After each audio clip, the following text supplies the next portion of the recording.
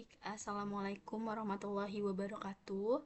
Perkenalkan, nama saya Sania Atika Suri dengan NPM terakhir 064. Di sini saya akan menjelaskan terkait kasus PPh 21 untuk dimasukkan ke dalam SPT. Di sini itu kasus yang saya bawa hanya kasus sederhana, dimana di sini informasinya adalah nama wajib pajak yaitu Andi Setiawan dengan NPWP 123456789012000 dengan statusnya itu adalah K2 yaitu menikah dan memiliki 2 anak.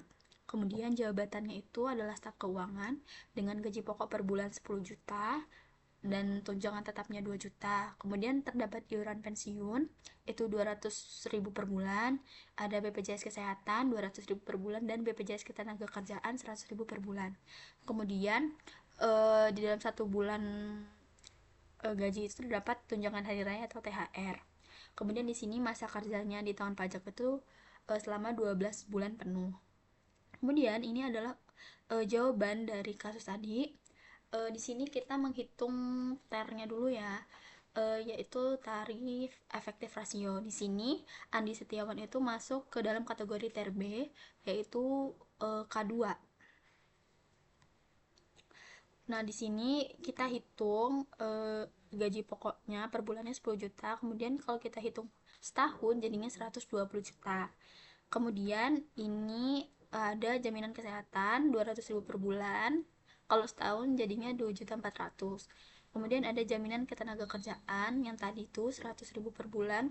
Kalau dikalikan 12 jadinya 1.200.000 per tahunnya. Kemudian di sini ada tunjangan tetap tadi 2 juta. Jadi setahunnya itu ada 24 juta. Kemudian di bulan Januari itu terdapat THR sebesar 10 juta. Nah, ini untuk total penghasilan bruto di Januari itu sebesar 22.300.000. Jadi tarif TER B per bulannya itu adalah 9%. Nah, untuk yang lainnya itu total penghasilan brutonya sebesar 12.300.000. Jadi, total penghasilan bruto setahunnya itu sebesar 157.600.000. Kemudian ini untuk total penghasilan bruto yang sebesar 12.300.000 ini dikalikan 3%. Jadi pajaknya per bulan itu sebesar 369.000. Nah, ini kalau kita totalin dalam setahun pajak yang sudah dibayarkan itu sebesar 5.697.000. Nah, kemudian setelah penghitungan TER ini kita hitung penghasilan neto si Andi Setiawan. Di sini kita hitung dulu perhitungan penghasilan bruto setahunnya.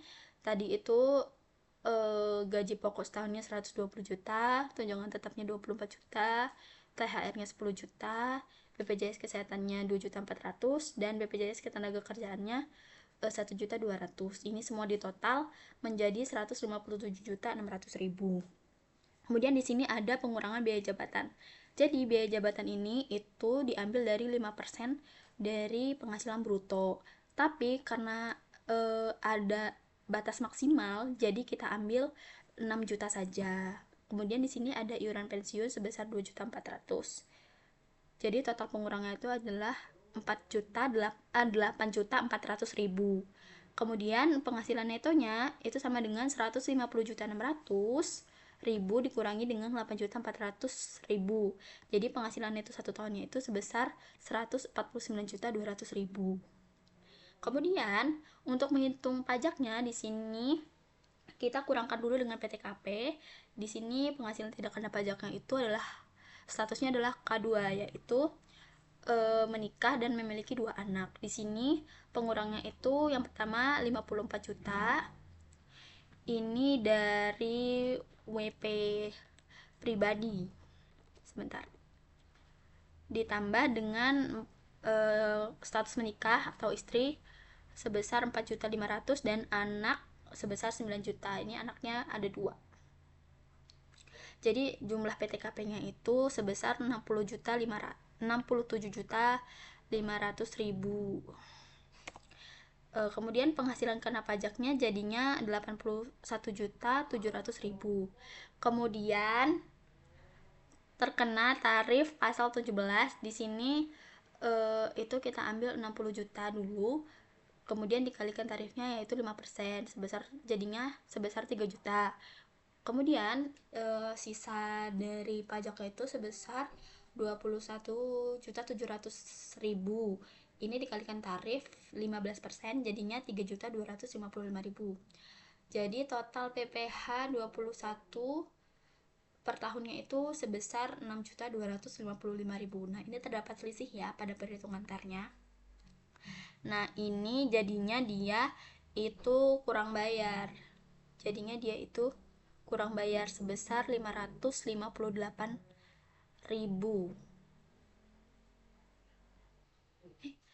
Maaf, ini harusnya itu lebih bayar ya. Statusnya itu lebih bayar. Lebih bayar sebesar 558.000. Nah, kemudian di sini ada SPT-nya ya.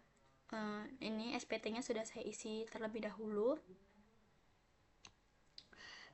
Untuk pengisian SPT itu kita mulai dari belakang agar lebih jelas. Ya, sebentar. Nah, di sini itu kita langsung saja ke lampiran 5. Ini itu adalah isinya eh, diisi apabila wajib pajak itu mengaku kompensasi kerugian fiskal atau pengurangan penghasilan neto dan atau pengurangan PPh terutang. Di sini tidak perlu diisi karena informasinya tidak ada ya di contoh kasus. Namun apabila di kasus-kasus lain, apabila ada uh, kerugian fiskal atau pengurangan penghasilan neto dan pengurangan PPh terutang itu, ini harus diisi, semuanya harus diisi dengan jelas. Kemudian kita lanjut ke lampiran 4. Di sini lampiran 4 ini adalah wajib pajak.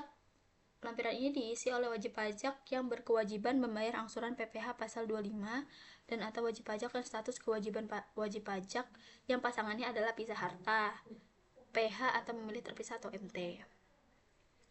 Sebelumnya saya ingatkan bahwa kita tuh harus mengisi NIK atau NPWP dari wajib pajak serta tahun pajaknya ini agar SPT-nya tuh penyampaian informasinya tuh jelas.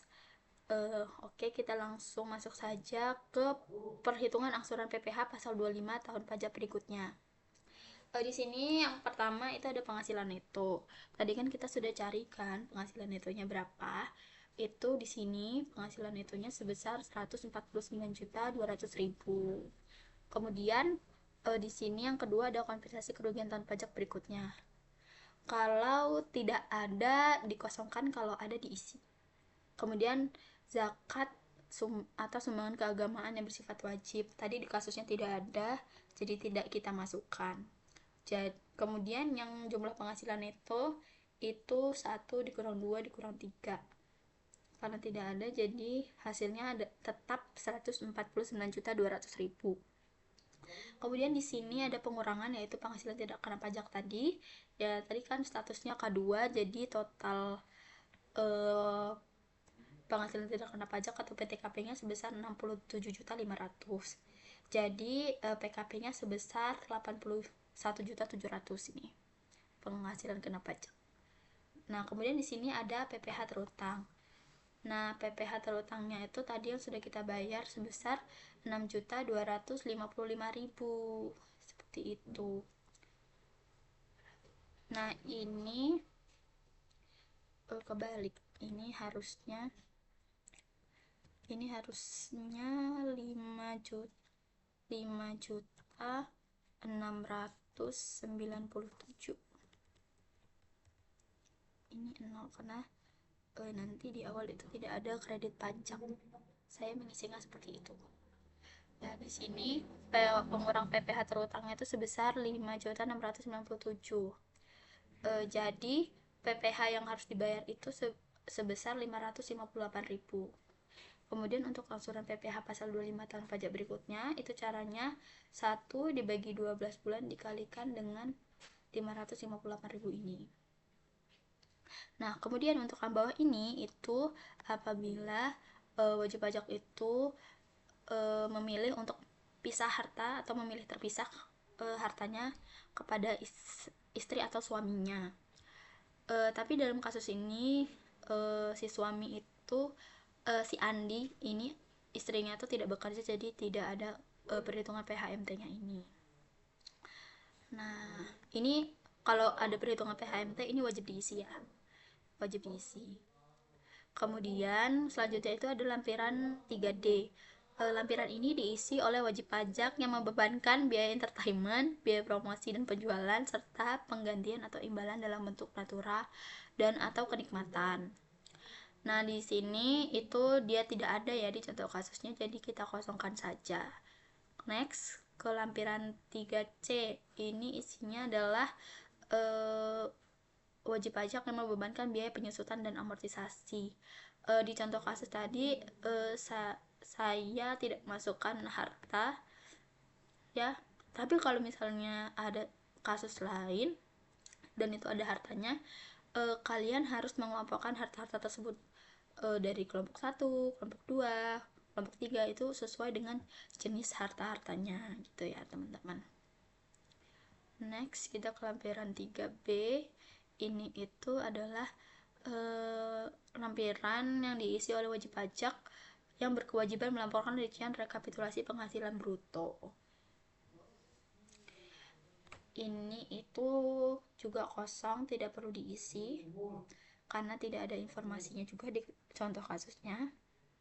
Kemudian kita lanjut ke lampiran 3A4. Di sini itu lampirannya diisi oleh wajib pajak yang menyelenggarakan pencatatan atau memiliki penghasilan neto dalam negeri lainnya. Ini tuh kalau misalnya si wajib pajak itu dia punya pekerjaan lain di luar pekerjaan utamanya. Misalnya dia tuh dokter, terus dia ternyata buka kliniknya tuh nggak cuma satu tapi dua. Nah, itu tuh harus diisi di sini. Tapi karena tadi contohnya Andi Setiawan itu bukan dia itu tidak punya pekerjaan lain, jadi ini juga dikosongkan saja. Kemudian kita lanjut ke lampiran 3A. 3 ini itu isinya adalah yang menyelenggarakan pembukuan. Nah, untuk penyelenggaraan pembukuan ini itu tuh kayak perusahaan besar gitu, jadi dia tuh transaksinya tuh banyak gitu. Nah, ini karena dia itu bukan perusahaan ya, tapi dia bekerja di perusahaan, jadi ini juga dikosongkan ya lampiran ini. Kemudian next kita ke lampiran 3A2, di mana lampiran ini tuh diisi oleh wajib pajak yang menyelenggarakan pembukuan juga. Nah, ini juga dikosongkan saja.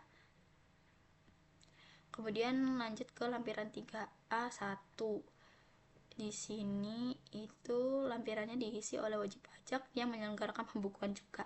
Di sini kan ada rekonsiliasi laporan keuangan dagang. Nah, dia kan hanya pekerja biasa ya, jadi ya ini juga dikosongkan saja. Kemudian kita masuk ke lampiran 2. Ini itu isinya adalah untuk wajib pajak yang melaporkan penghasilan yang dikenakan PPh yang bersifat final, penghasilan tidak termasuk wajib pajak, atau penghasilan neto luar negeri. Tadi karena di contoh kasusnya nggak ada, jadi ini juga dikosongkan saja teman-teman. Tapi kalau misalnya lagi ya, kalau misalnya di contoh kasus lain teman-teman menemukan bahwa wajib pajak ini dikenakan PPh bersifat final, maka ini wajib diisi, benar-benar wajib diisi secara jelas dari NPWP, nama, kode, jenis penghasilan, dasar pengenaan pajak, dan PPh terutangnya. Ini khusus untuk perusahaan. Kemudian kita lanjut ke lampiran 1, 3, dimana lampiran ini tuh diisi oleh wajib pajak untuk melaporkan harta, utang, daftar anggota keluarga yang menjadi tanggungan, penghasilan itu dalam negeri dari pekerjaan, dan atau bukti pemotongan atau pemungutan PPh. Nah, di sini ada daftar anggota keluarga yang menjadi tanggungan si Andi Setiawan. Di sini saya asumsikan nama istrinya adalah Andiniwati dengan nicknya 180310642015000. tanggal lahirnya itu tanggal 1 bulan Februari tahun 1995. Hubungannya istri. Kemudian ini ada anaknya, tadi 2 anak. Saya asumsikan namanya tuh Doni dan Dona. Ini nicknya. Kemudian ini tanggal lahirnya. Dan ini anak kandung. Statusnya anak kandung. Kemudian di sini ada penghasilan neto dalam negeri dari pekerjaan. Tadi kan si Andi ini bekerja sebagai staf keuangan. Jadi nama perusahaannya itu saya asumsikan menjadi PT Sukamaju dengan nomor identitasnya 1028. Kemudian di sini penghasilan brutonya itu sebesar 150.600.000 dengan pengurangan penghasilan brutonya sebesar 8.400.000. Sebentar. Jadinya penghasilan itunya 149.200.000 ya. Nah, betul. Kemudian di sini ada daftar bukti pemotongan atau pemungut PPh. Di sini tadi pemotong atau pemungut PPh-nya kan PT Sukamaju. Ini NPWP-nya bisa diasumsikan atau memang kalau ada informasi bisa langsung dimasukkan saja. Terus ini bukti pemotongan, ini juga saya asumsikan. Kemudian tadi jenis pajaknya yang dipotong itu kan PPh 21. Kemudian di sini penghasilan brutonya itu sebesar 150.600.000. Kemudian jumlah PPh yang sudah dipotong itu sebesar 5.697.000. Kalau misalnya dia pemotong atau pemungut PPh-nya banyak, ini juga bisa diisi ya teman-teman. Tapi ini cuma satu, jadi kita jumlahkan. Jadinya dia 5.697.000. Kemudian ini ada kredit pajak atas penghasilan dari luar negeri, ini enggak ada, jadi kita kosongkan saja. Jumlahnya jadi 5.697.000. Nah, next ke lampiran 1 bagian 2. Di sini lampirannya itu diisi oleh wajib pajak untuk melaporkan harta tadi ya. Tapi di kasusnya itu tidak ada saya cantumkan dia punya harta, dia punya hutang, itu tidak ada. Jadi ini dikosongkan saja. Kalau misalnya teman-teman lagi-lagi dapat kasus yang isinya ada hartanya, ada utangnya, itu semuanya harus diisi dalam SPT ini. Gitu. Karena ya begitu. Kemudian kita lanjutkan ke lampiran 1.